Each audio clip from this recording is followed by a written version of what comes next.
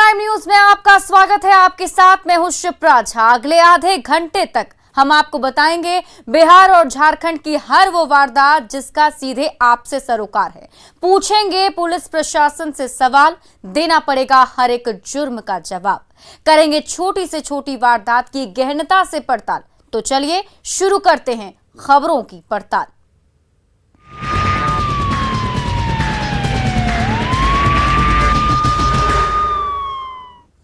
और शुरुआत भागलपुर से आई खबर से। भागलपुर से एक दिल दहला देने वाला सनसनीखेज मामला सामने आया है, जहां धंधे को लेकर पार्टनरों के बीच उपजा विवाद इस कदर बढ़ गया कि महाकाल ढाबे पर कारोबारी भाइयों की लाशें बिछा दी गई। देखिए इस रिपोर्ट में महाकाल ढाबा कैसे जी का जंजाल बना।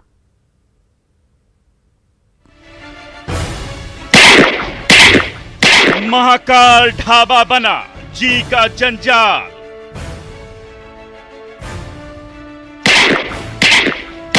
विवाद में दो भाइयों की गई जान। पार्टनर ने ही उतारा मौत के घाट।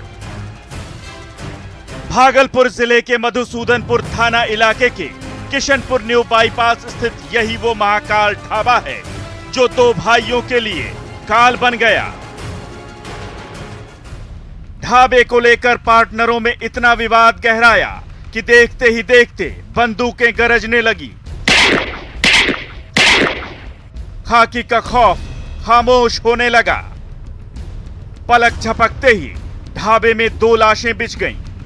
अस्पताल में स्ट्रेचर पर मौत के आगोश में सो रहे यही वो दोनों कारोबारी भाई हैं जो ढाबे को चलाते थे। लेकिन अफसोस कि अब ये दोनों इस दुनिया में नहीं रहे। इस खौफनाक वारदात की खबर मिलते ही मौके पर लोगों की भारी भीड़ उमड़ पड़ी। जब लोगों ने पास जाकर देखा तो पता चला कि गोविंद यादव और उसके भाई राजकुमार यादव की हत्या हो गई है। ये दोनों किशनपुरी गांव के रहने वाले थे। चलते थे सर, आया और सब विक्रमा सब आया सर और गोली मार के चले गए सर।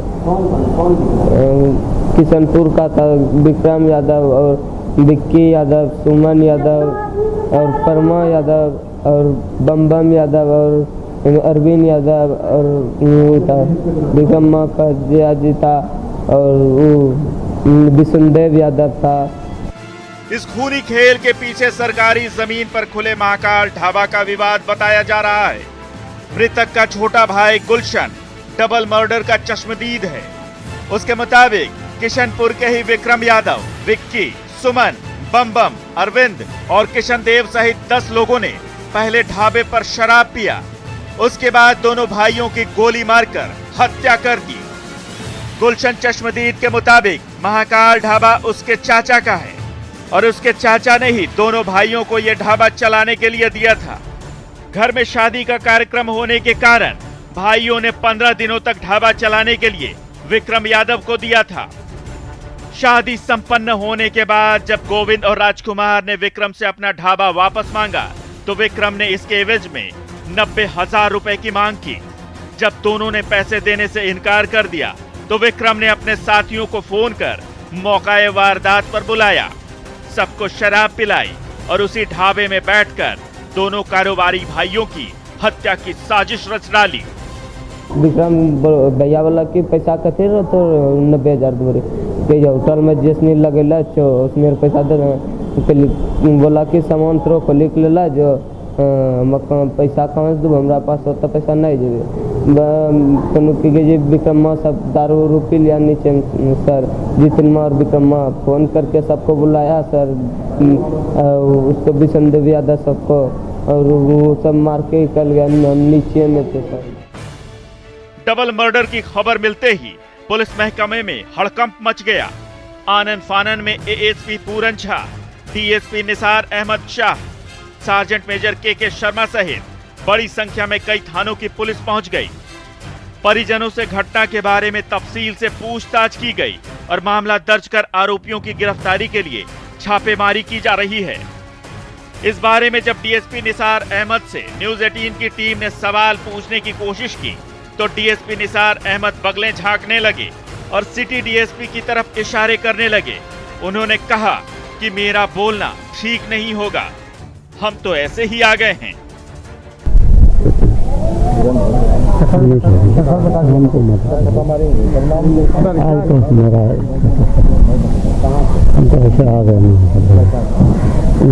हम उसमें बयान देंगे, ठीक नहीं रहेगा।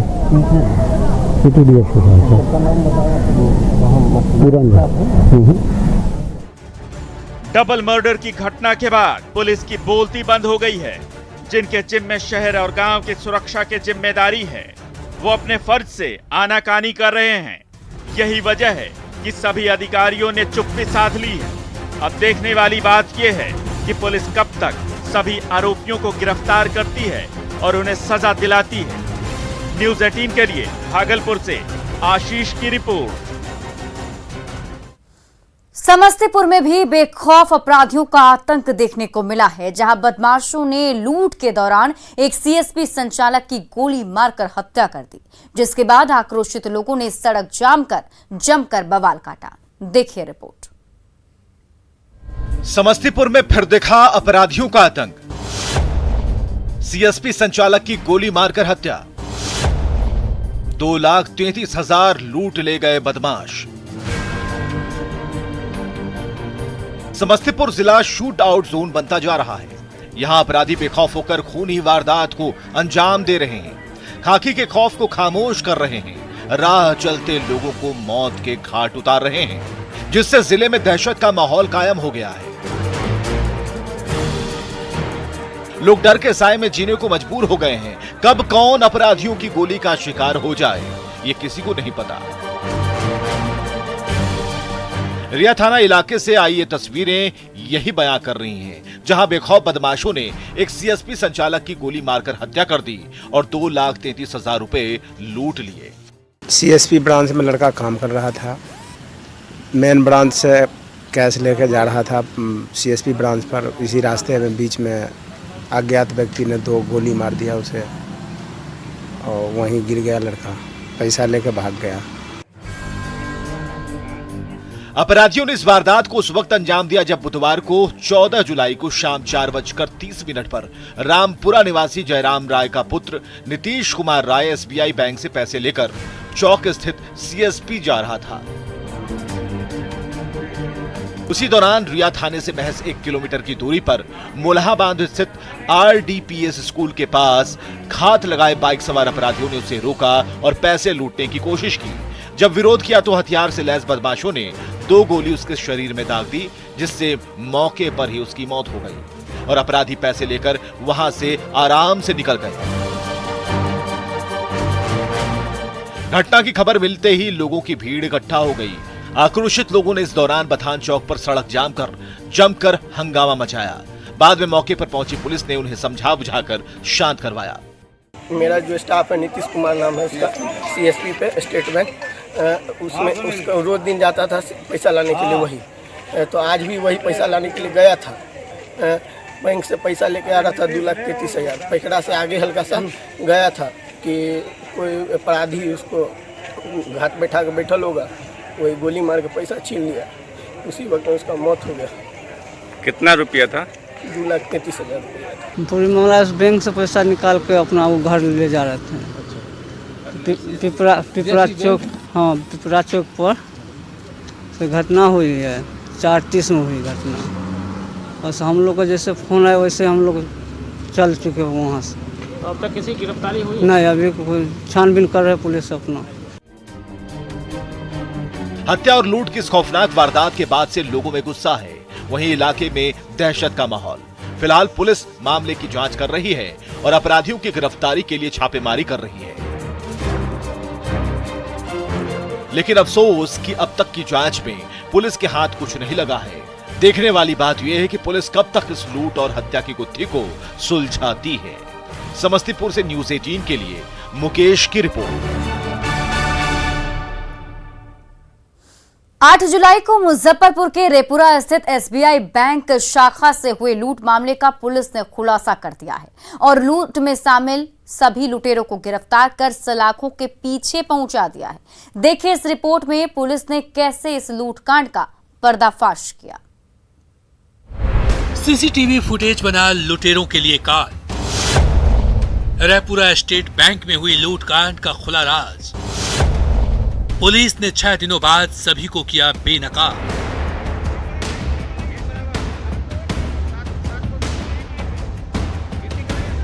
हाथों में हथकड़ी और चेहरे पर नकाब लिए पुलिस कस्टडी में खड़े यही वो 6 लुटेरे हैं जो 8 जुलाई 2021 को दिन दहाड़े मुजफ्फरपुर जिले के रेपुरा स्थित स्टेट बैंक की शाखा में हथियार के बल पर 6,82,000 रुपए की लूट की वारदात को अंजाम दिया था,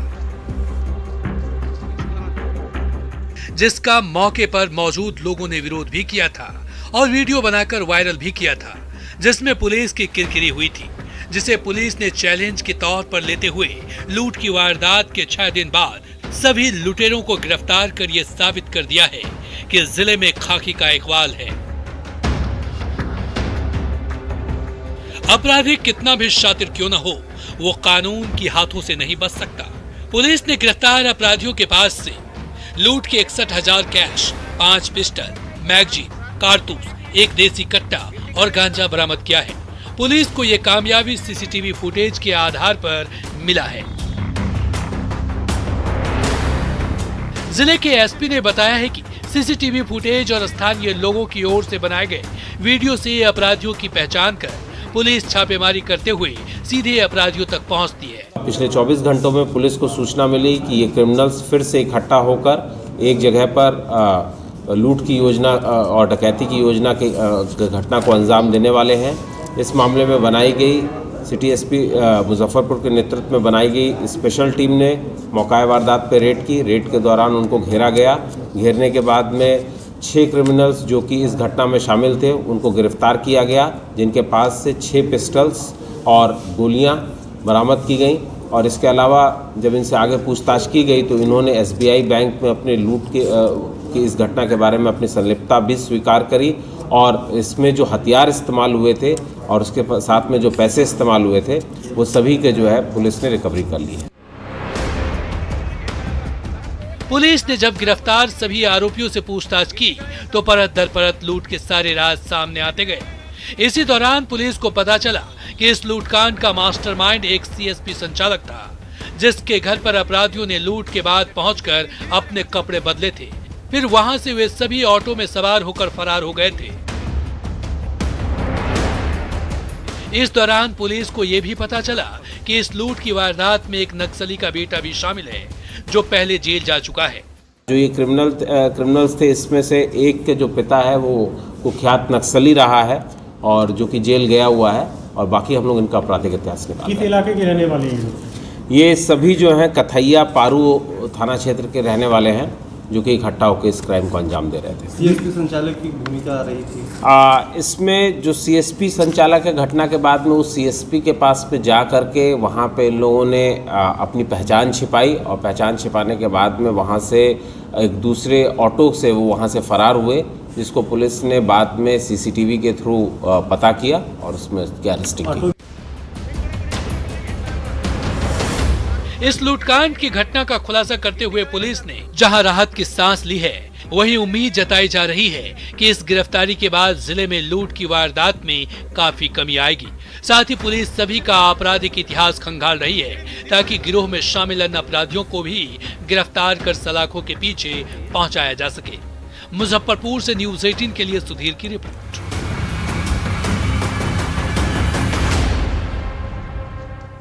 बेगूसराय में घर में सोए युवक की गोली मारकर हत्या कर दी गई। मामला तेघड़ा थाना क्षेत्र के गौशाला का है, जहां खिड़की से घर में सोए हुए युवक को गोली मारी गई।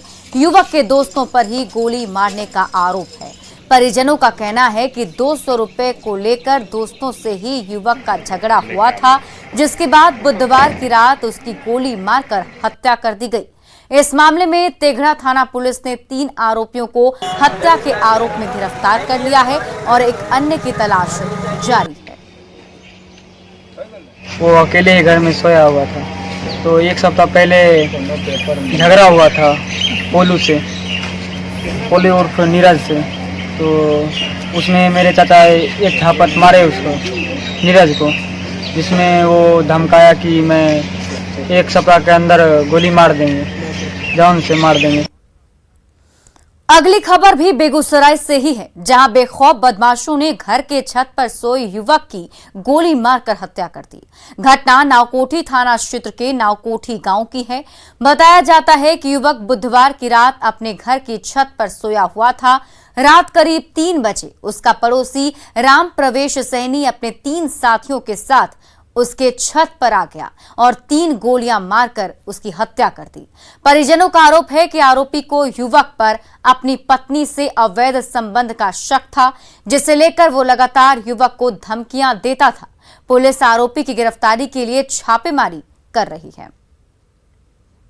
कुछ सामान मटा था और उसके बाद सखी को आदमी था, घर पर सोए हुए थे भैया, और उसी समय आकर गोली मार दी 3 बजे सुबह। राम प्रवेश सैनी को हम देखे तो मेरे मम्मी देखी थी। रात को खा पी के सुतले बस मतलब कि 3 बजे भोरे में गोली मार दोसर छत पर चढ़ कर आ जा गोली के आवाज में मार जा जाए तो उन्हें से गोली तब दोसर छत पर देखे तो ओकरा निकल आए रहा दोसरा छत पर। खबर सहरसा से है, जहां नगर थाना के साकेत नगर के पास अपराधियों ने एक शख्स को गोली मारकर जख्मी कर दिया। घायल जय हिंद गुप्ता को इलाज के लिए सासाराम के सदर अस्पताल लाया गया है, जहां उसकी हालत चिंताजनक बताई जा रही है। जय हिंद बड़की करपुरवा का निवासी है। बताया जाता है कि एक होटल में काम करने वाला जय हिंद जब अपनी दुकान जाने के लिए सुबह सुबह निकला, उसी दौरान प्रभाकर मोड़ से पहले साकेत नगर में नहर पुल के पास अपराधियों ने गोली मार दी। बताया जाता है कि जय हिंद की किसी से कोई दुश्मनी नहीं थी। किस परिस्थिति में उसे गोली मारी गई है, इसका पता नहीं चल सका है। तो क्या नाम था इनका? जैन प्रताप गुप्ता। कहाँ से आ रहे थे? कहाँ जा रहे थे? आ रहे थे दुकान पर काम करने के लिए, कलेक्ट्रेट ऑफिस के सामने दुकान पर काम करते हैं। अच्छा अच्छा होटल में। अच्छा तो मतलब किसी को पहचाने वगैरह नहीं। पूर्वी चंपारण के मधुबन थाना क्षेत्र में मदर टेरेसा फाउंडेशन ट्रस्ट नामक चीट फंड कंपनी में बड़ा घोटाला सामने आया है। ट्रस्ट की मुख्य शाखा चकिया में ये गड़बड़ी सामने आई। चीट फंड कंपनी में करीब 200 करोड़ का घोटाला हुआ है। ठगी का शिकार महिलाओं को जब कंपनी के संचालक निर्भय यादव के भागने की खबर मिली, तो महिलाओं ने उसके घर के सामने विरोध प्रदर्शन शुरू कर दिया। भारत फाइनेंस कंपनी पर भी महिलाओं ने गंभीर आरोप लगाए हैं। ठगी का शिकार हुई महिलाओं ने पुलिस प्रशासन पर भी निर्भय यादव को भगाने का आरोप लगाया है। फिलहाल कंपनी चलाने वाले निर्भय यादव के घर पर पुलिस कैंप कर रही है।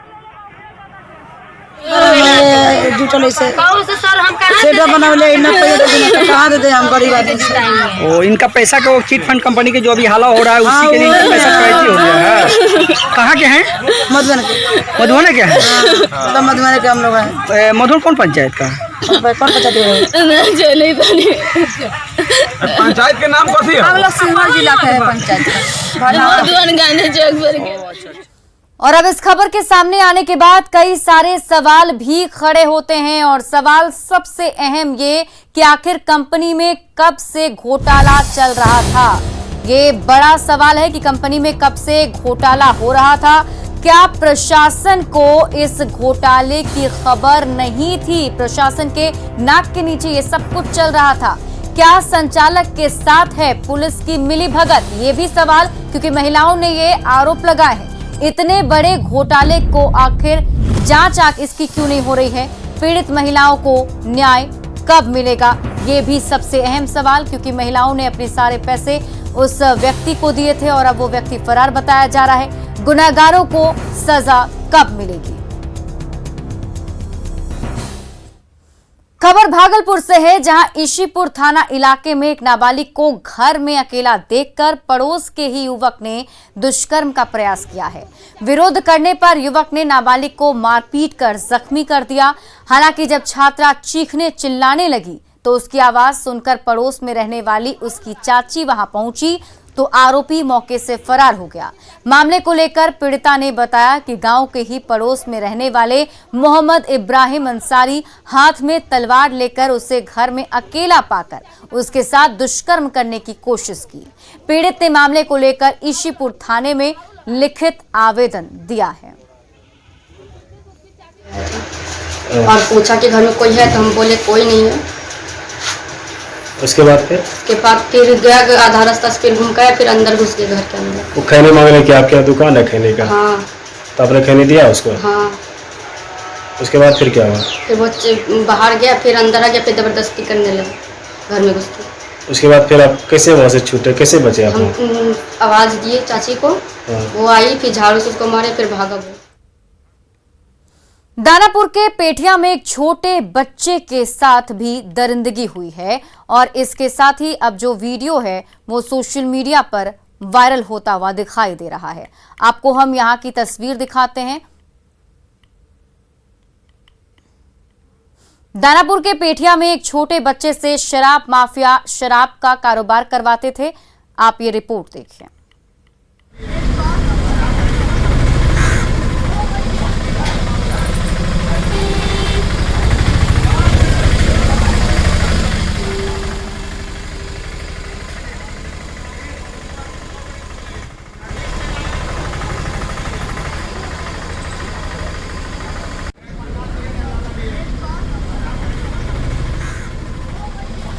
दानापुर के पेठिया में एक छोटे बच्चे से शराब माफिया शराब की बिक्री करा रहे हैं और ये वीडियो सोशल मीडिया पर वायरल हो रहा है।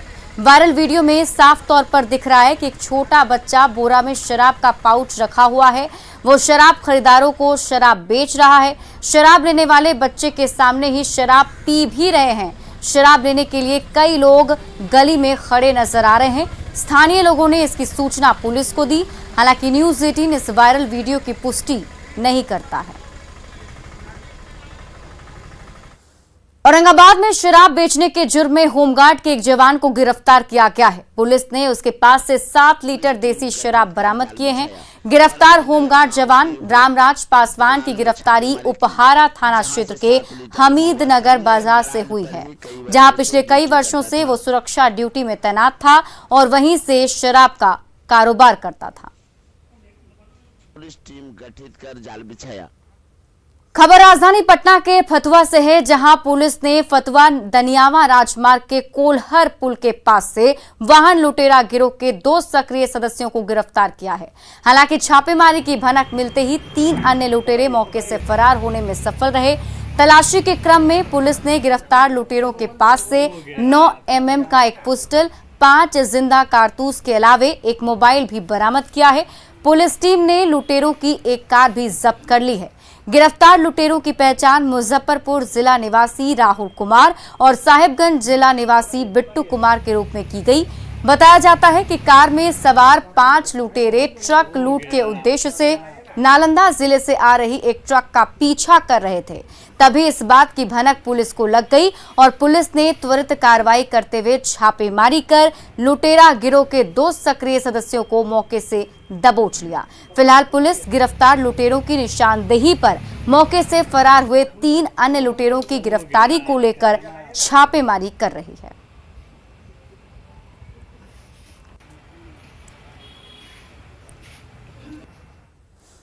नेटवर्क 18 फेडरल बैंक संजीवनी गाड़ी भारत के कोविड प्रभावित जिलों में जा रही है। वैक्सीन के लिए जागरूकता फैलाने की हमारी इस मुहिम को आप भी अपना सहयोग दीजिए। चलिए आपको दिखाते हैं संजीवनी गाड़ी अब तक कहां गई और आज कहां है।